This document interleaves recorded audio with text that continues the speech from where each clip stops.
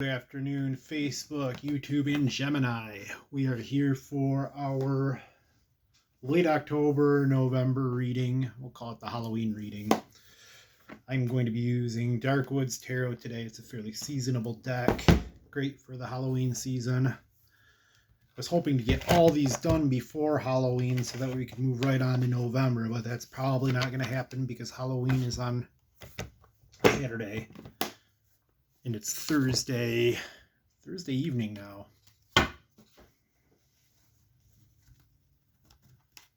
So we'll give this deck a quick shuffle and we'll see what the cards have in store. Hope you guys are all having a wonderful autumn, and I'm super sorry for not getting to the October readings sooner, but you know I'm a busy guy and I get to them when I get to them.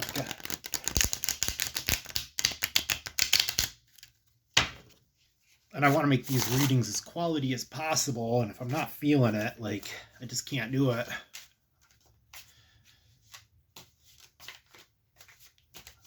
I feel like it's difficult to read the tarot cards in specifically like this because, to be honest, a lot of the times when I'm giving these readings, I'm not necessarily just reading the cards, I'm reading the person as well.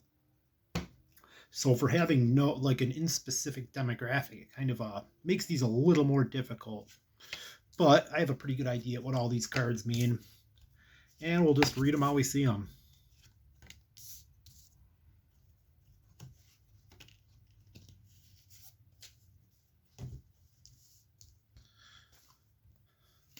All right, viewers. Let's see what we got here.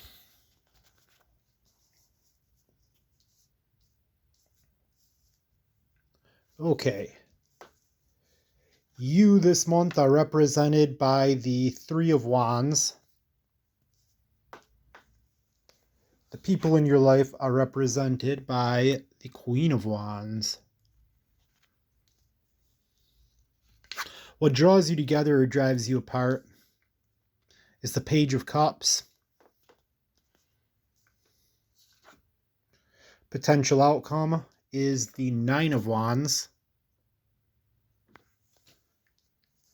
And another potential outcome is the Six of Pentacles. Lots of wands this month. So, for those of you that don't know, the suit of wands represents faith, hope, passion, creativity, art, spirituality, the immaterial world, the things that we can't necessarily touch with our hands or see with our eyes, but they're ideals. It's idealism. So where I see you at this month with the Three of Wands is you're moving forward with a new ideal. Your ideals are matching up with the people in your life.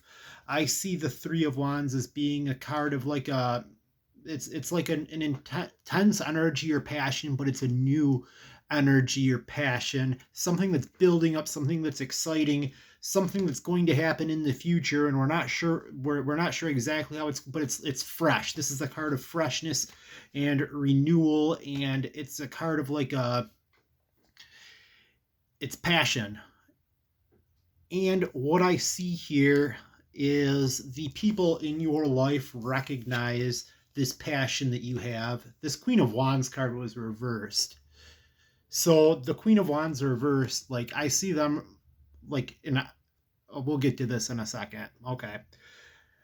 So what's drawing you to these people is the Page of Cups, which is, and I see the Page of Cups as a messenger of emotion. So the page represents the messenger and cups represents emotions. So you've heard some good news or some type of news about the people in your life, and that's what's drawing you to them. Or there's something that's sending you a message. Maybe it's not a verbal message, but there's something that's attracting you to this particular person in your life. And now just because this is a queen doesn't necessarily mean that it's a female. I think that men can play the queen archetype and often do.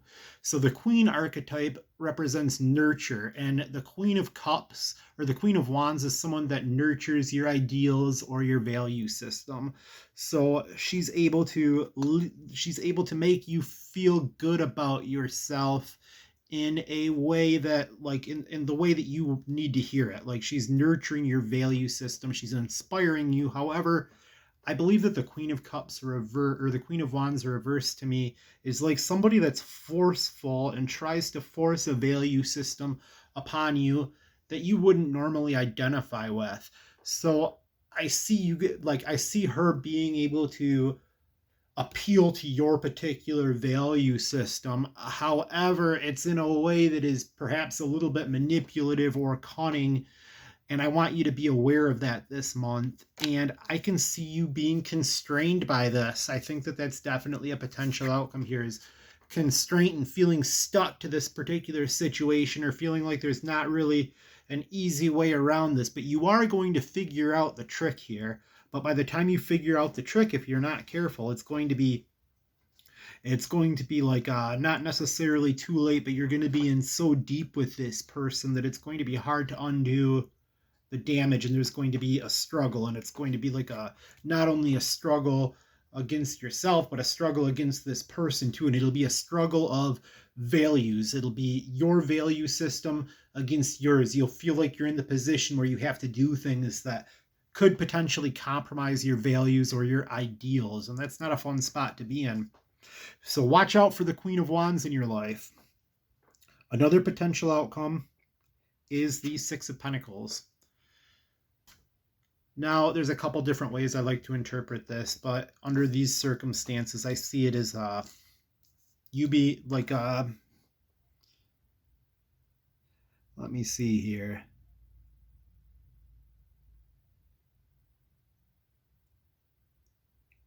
You doing something like I see this as being a card of generosity, but it's not necessarily your generosity. It's somebody else's generosity that you're at the mercy of. And I think of this card as like a kind of like asking for a handout or giving a handout. And it's not a bad like, we all need help sometimes, and it's okay to help others as well. But we want to be conscious of we don't want to be getting our handout from our Queen of Wands figure, because everything comes at a cost. And if they're giving you something, they're going to expect something in return. And it might not necessarily be money, and the handout might not necessarily be a material. Well, this is the Suit of Pentacles, which does represent materiality, but I don't think that that coincides with the rest of this reading very well. And I think that the handout that they're giving you could very well be something that isn't necessarily a material thing, but it's something that we're accepting. It's a gift of some sort, and a gift could even be affection. So I want you to be hyper aware of this. This isn't necessarily something that's going to come true, but this is something that you definitely want to watch out for, because this is a potential outcome. So we want to be mindful of the people in your life and make sure that we're not being manipulated or coerced in any way, shape, or form. We're at 8 minutes and 10 seconds. I will draw a couple of oracle cards for you as well. And we are using the Season of the Witch Oracle, the Samhain Oracle, just in time for Halloween. Give this a little shuffle here. You know, these big oracle cards are a little bit trickier to shuffle. This is a pretty deck, by the way. Look at that. I love hand art. The hands in the moon.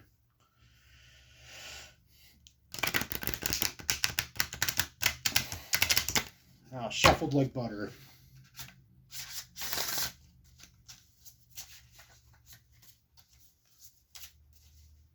All right, Gemini, I'll throw you 4 oracle cards. Now, I take these at face value. These oracle cards in particular have a bit of a poem or like a spell attached to them for the Halloween theme. And they have a general idea. So I'll do my best to try and interpret and explain what these mean, but they can also be taken at face value as well. 9 minutes and 14 seconds. We'll do 4 of them. I'm feeling frisky today. I do have something else that I need to do shortly, but I want a good quality reading here. Oracle card number 1 is the coming of winter.